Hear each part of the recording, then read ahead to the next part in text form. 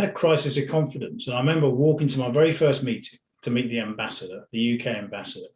I had a blue folder underneath my arm. Mortars were coming in, being fired into the British Embassy grounds.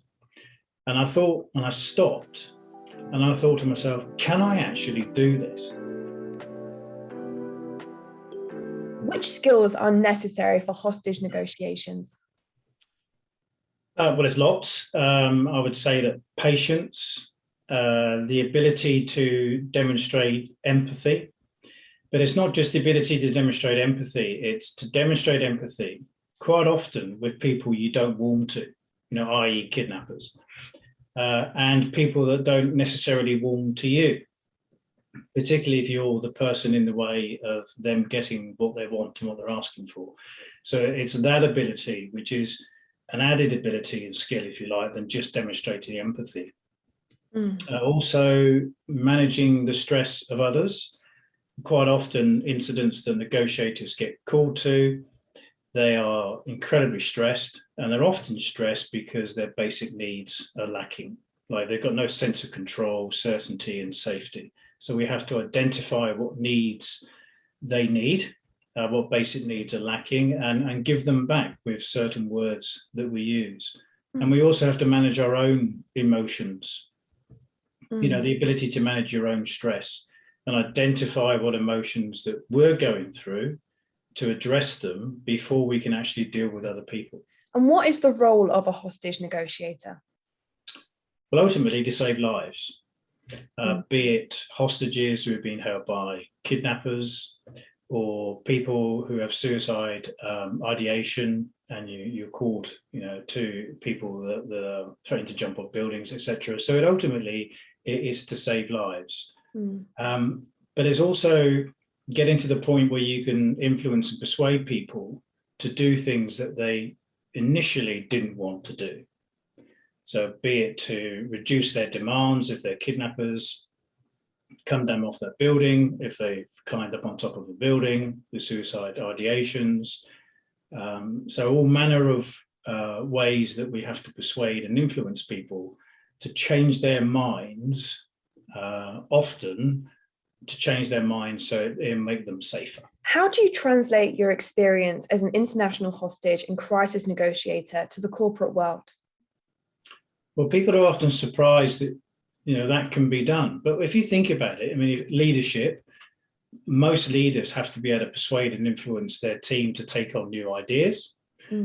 Most businesses have clients where you have to persuade and influence clients maybe to take your products. And within those conversations, there are negotiations to be had, be it negotiating price, negotiating contracts, negotiating salaries with staff that you take on. So all those skills are transferable, not just into the business world, but into your everyday personal conversations, particularly with children, and influence and persuading children to do something that they don't want to do. So demonstrating empathy, persuading and influencing, which is the big part of our role as negotiators, is therefore clearly transferable into the business world. And I talked about earlier about managing stress. Quite often team members are stressed, your colleagues are stressed at work. So again, having the ability to manage their stress to make them more productive at work is clearly a good skill to have. What was the biggest crisis you faced with the Metropolitan Police, and how did you manage the situation? Well, you'd probably expect me to say something like firearms incidents or, life and death, public order incidents. But actually, the biggest crisis, when I heard that question, is a personal crisis. So I was deployed to Iraq, and it was my very first deployment representing the British Embassy that was over there and the Foreign and Commonwealth Office. And I had a crisis of confidence. And I remember walking to my very first meeting to meet the ambassador, the UK ambassador. I had a blue folder underneath my arm. Mortars were coming in, being fired into the British Embassy grounds. And I stopped, and I thought to myself, can I actually do this? Have I got the ability to go into this meeting and offer advice and set a strategy and talk about my role, with confidence, And the answer at that point was immediately, I don't think I can. But then I fell back onto two things. And they were, would somebody send me into that role, into that position, if they didn't believe that I could do it? And secondly, I mean, at that point, I must have had about 20 years in the police, and I was quite senior. And that surely, that experience must be transferable into any meeting you go into. And if you didn't really know what you were talking about, then at least you could convince people that you did, but also that you could use everyone else in the room and use their skill set to assist you in that meeting. So I hung on, if you like, to those two thoughts. Why is it important to identify and manage risk in the workplace?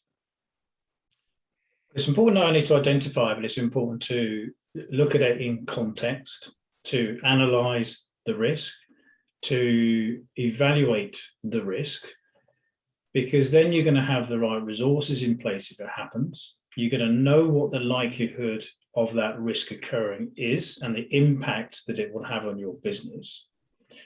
So therefore, you can mitigate before it happens. You can train people before it happens. Because if you don't identify and evaluate the risk, then you can't really set a strategy to mitigate it because you won't know it exists. And you'll be caught out and you'll be surprised when it happens. And the business impact will be far greater than if you didn't identify and manage that risk.